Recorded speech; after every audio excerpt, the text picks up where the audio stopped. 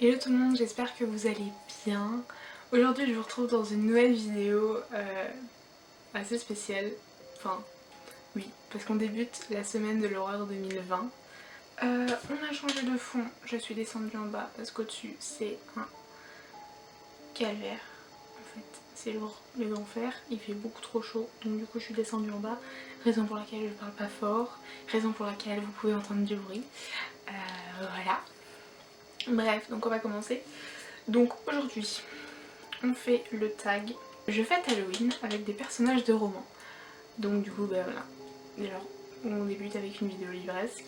Voilà, et aussi, disclaimer, si vous entendez du bruit de grincement, c'est ma chaise. Voilà. Donc voilà, donc c'est un tag que j'ai vu sur la chaîne de Nine. Je vous mettrai du coup sa chaîne dans la barre d'infos. Elle l'a fait il y a des années. Et voilà. Aussi, non. Il est fort probable que pendant la vidéo je vais avoir du rouge à lèvres sur les dents. Voilà, hein, mais c'est pas grave. Donc bref, on va commencer tout de suite parce que l'intro était beaucoup trop longue, comme d'habitude. Première question. Pour une soirée d'Halloween réussie, il te faut un lieu. Choisis un endroit tiré d'un roman, hanté ou non, pour organiser ta petite fête. Et beaucoup ont dit une salle commune d'Harry Potter ou autre.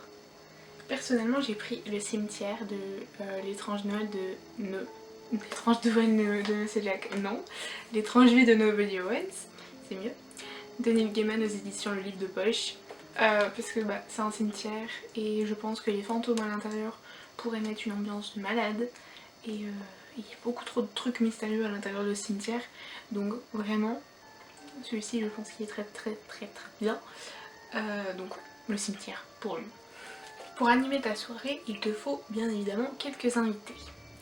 Un vampire, quel personnage serait-ce? Et là, c'est assez drôle sachant que j'ai vu ce tag sur la chaîne de l'auteur, puisque je prendrai Andrew du Pacte d'Emma, donc de Neil Gaiman, aux éditions Albin Michel.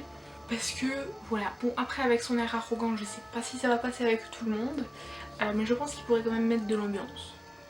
Ou alors une petite baston. Je sais pas. Mais dans tous les cas, je pense qu'il serait bien. Ou Mathieu, je sais pas. Bref, un des deux. J'ai mis mon téléphone là, c'est pour ça que je regarde là-bas. Alors, ensuite, un fantôme, quel personnage serait-ce? Et là, j'ai cherché longtemps. Parce que des livres avec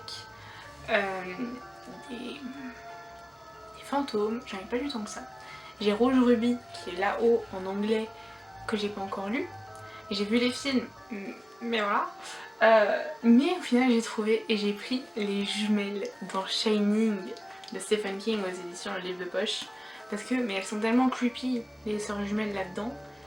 Et enfin, c'est des fantômes, hein. Mais que du coup, bah, voilà quoi. Je pense qu'elle serait pas mal. Bon, je pense qu'elle parlerait pas beaucoup. Mais rien qu'avec l'horaire creepy, je pense que ça passerait très bien. Donc voilà.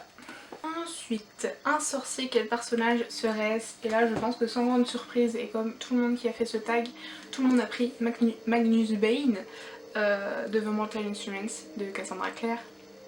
Ici je l'ai en anglais aux éditions Walker Books. Voilà, bah, Magnus quoi en fait les gars, enfin si vous avez vu la série, le film, ou alors vous avez lu les livres, vous comprenez pourquoi ce gars, parce que franchement mais il est oufissime, enfin il est trop drôle. Et voilà, enfin c'est Magnus quoi. Et puis pour la série, genre Magnus et Alec. Encore. Mais ouais, je dirais lui parce que vraiment il est drôle. Enfin, il est drôle et puis enfin, il pourrait faire plein de sorts et tout.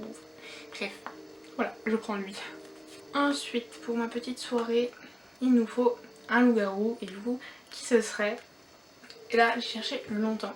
Et je n'ai pas encore lu ce livre. Mais vu que tout le monde l'a mis, tout le monde a adoré ce personnage et tout, tralala, je me suis dit que j'allais le mettre parce que j'en ai pas d'autres en fait. J'en ai pas d'autres, hein. Non, j'en ai pas d'autres. Bref, j'en ai pas d'autres. Mais du coup, j'ai pris Leith. C'est ça, hein? Ouais, Leith. Des étoiles de Nocède de Sophie Humain. Ici aux éditions, j'ai lu.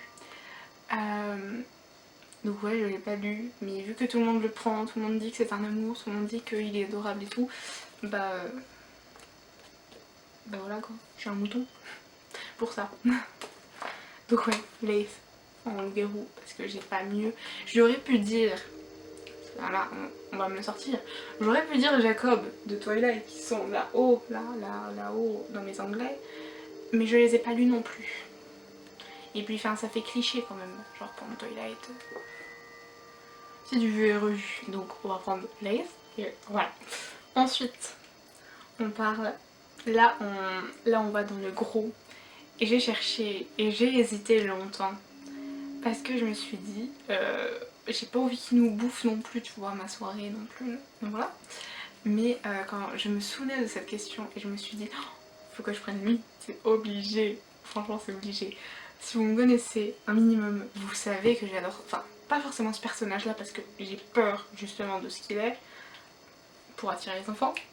Là forcément vous avez trouvé. Mais si vous me connaissez, vous savez que j'adore les films. J'en ai 3 qui ont été faits. Et les livres d'un auteur que j'adore, de l'horreur. Voilà, c'est bon, vous avez trouvé. Je vous donne un autre indice, ballon rouge. Ballon rouge. C'est bon, vous avez trouvé? Pennywise. De ça, de Stephen King aux éditions Le Livre de Poche. Bah en fait c'est Pennywise quoi les gars. Enfin, Gripsou en français. Mais bah c'est Pennywise. Et voilà. Bon après par contre il va falloir qu'il se calme sur manger. Parce que j'ai pas non plus envie qu'il nous bouffe. Mais bon, voilà. Ni qu'il prenne son apparence d'araignée bizarroïde. C'est sympathique.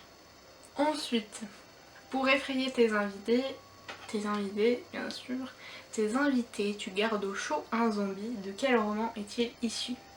Alors là, je n'ai pas le roman.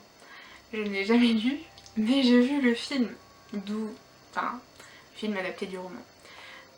Et ça vient tout simplement du livre Vivant d'Isaac Marion. Le film c'est au Warm Bodies Renaissance il me semble, avec Nicolas Hoult et Teresa Palmer notamment. Et je dirais du coup R de du roman Vivant du coup. Parce que ouais, enfin dans le film il est tellement cute en vrai. Enfin, il est tellement drôle et cute que obligé on le prend. Parce que enfin en plus c'est le seul qui me vient à l'esprit. Sans qu'il nous bouffe la cervelle. Et sinon j'en ai pas d'autres en fait dans mes livres. Donc voilà. Enfin j'en ai des livres de zombies. J'ai celui-ci là que je vous ai parlé dans la vidéo un peu bucco, le remasterisé. C'est du post-apocalyptique et tout, mais je sais pas s'il y a un zombie, je l'ai pas lu donc voilà. Là j'ai vu le film, je n'ai pas lu le livre dont c'est adapté, mais pourquoi pas le mettre? Donc voilà. Donc ouais, du coup je dirais R. Je vous mettrai une photo de à quoi il ressemble dans le film du coup, pour que vous vous rendiez compte. Ensuite, il te faut toi aussi te déguiser en méchant. Lequel choisis-tu? Et là justement c'est là où j'ai hésité et je me suis dit, est-ce que je me déguise en Pennywise et je mets du coup l'autre qui est là du coup dans les méchants, ou inversement? Et j'ai mis l'inverse parce que le personnage là, il est juste horrible. Genre il peut faire toutes les conneries du monde et il peut s'échapper et faire des conneries partout et j'ai pas envie de ça. Et je dirais Slappy des romans Chair de Poule en fait. Donc là c'est le roman du film mais sinon c'est de R.L. Stein aux éditions Bayard. Et ouais genre Slappy, enfin je sais pas mais il est tellement machiavélique que je voudrais pas qu'il soit là genre à côté de moi genre voilà, à faire des bêtises, des conneries, des blagues et tout tralala, pas forcément très sympa. Donc ouais, en méchant on met Pennywise, même s'il peut nous bouffer à tout moment. Et en déguisement je prends Slappy. Voilà. Ensuite, et là on passe à la partie les gars où on part totalement du registre Halloween. Hein, parce que là franchement, il y en a aucun qui est vraiment horrifique. C'est super, vraiment c'est nickel pour le thème. Hein. Alors, pour remercier tes invités d'être venus à ta soirée, tu décides de leur offrir un livre. Bon du coup ils vont pas tous être très contents vu le genre des romans. Au vampire, soit du coup à Andrew ou Matthew du Pacte d'Emma, je lui offre un livre qui m'a volé mon sommeil. Si vous me suivez sur Insta, vous savez lequel c'est les gars. Putain, d'Anatode. Bah si. Donc je suis pas sûre forcément que ça plaise beaucoup, une petite romance comme ça à Andrew, Matthew du Pacte d'Emma, hein, mais je dirais After. Parce que en fait il n'y a pas... Parce que sinon, un autre qui m'a volé mon sommeil, bah c'est le Pacte d'Emma. Je ne vais pas donner le livre dans lequel le personnage est au personnage. Je sais pas si vous suivez. Bref. Mais sinon il n'y en a pas d'autres en fait qui m'a vraiment volé énormément mon sommeil. Il n'y en a pas... Non, il n'y en a pas d'autres, il n'y a vraiment que celui-là. Genre celui-là, j'ai pu le lire. Enfin, tous les tomes, hein, vraiment, tous les tomes, je les ai dévorés et je les lisais jusqu'à tard dans la nuit. Mais ouais, After. Je suis pas sûre que ça plaise, hein, mais c'est celui-là. Je sais pas comment le son va rendre très clairement parce que je parle vraiment pas fort pour pas faire trop de bouquins. Bref, voilà. Ensuite, Au fantôme, un livre qui te hante et que tu ne parviens pas à oublier. Faut savoir que je l'ai pas encore terminé, mais faut savoir que dès que je vois la couverture, genre je pense à l'histoire. Parce que c'est tellement bien travaillé, l'histoire est tellement attachante et tout tralala et tout. C'est super bien détaillé mais sans être lent. Et ça c'est juste dingue de réussir à faire ça. Et franchement chapeau à l'auteur. C'est Un nouveau monde, donc le tome 1, l'unification de Tessa Nouvelle, qui est un roman auto-édité et je trouve ça dingue. Déjà parce que de faire un travail comme ça en auto-édition, une pavasse comme ça, franchement, chapeau. Mais celui-là, enfin, dès que je vois la couverture, les gars, je pense à l'histoire et je me dis, faut que je le continue, vraiment, il faut que je le continue. Malheureusement, les chapitres sont vraiment très longs. Ils font limite 50 pages chacun. Mais c'est tellement bien, vraiment. Courez le lire si vous avez l'occasion parce qu'il est dingue. Au sorcier, un livre qui t'a ensorcelé dès de la première page à la dernière page. Donc là du coup je donne à Magnus Bane de Momental Instruments. Ah oui, et je l'ai pas dit. Non mince, je l'ai pas dit. Un nouveau monde, c'est de la science-fiction et de la romance. Voilà, avec des aliens et tout tralala. Quand je dis plus donc voilà, je dis et tralala. C'est nickel. Bref, donc là un roman qui m'a ensorcelé de la première à la dernière page. Je l'ai lu il y a quelques années, je devais avoir 14 ans quand je l'ai lu. C'est La bibliothèque des cœurs cabossés de Katharina Bivald aux éditions J'ai lu.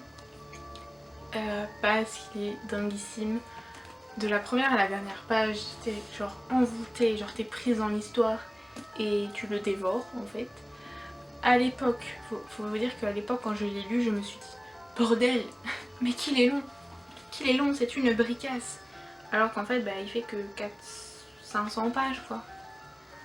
Et depuis j'ai lu After 1 en poche et tout le reste en poche, ça fait le tome 5 et les histoires, bref voilà.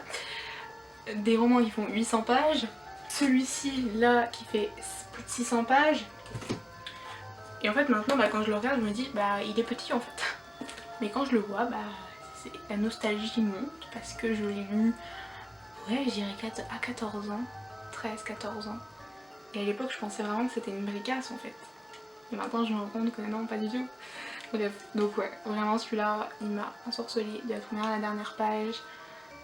De par l'histoire qui est sublime, mais même maintenant en fait, parce que bah, quand j'y pense, bah, je repense au moment où je l'ai lu en fait. Donc ouais, celui-là. Ensuite, Au loup-garou, un livre qui a changé ta vision du genre duquel il est tiré. Alors là, c'est un roman que j'ai lu très récemment. Alors où je vous tourne la vidéo. Soit en fait quand vous la verrez, ça fait déjà plusieurs mois que j'ai lu le roman. Bref, voilà, mais courez le lire, parce qu'il sera sorti.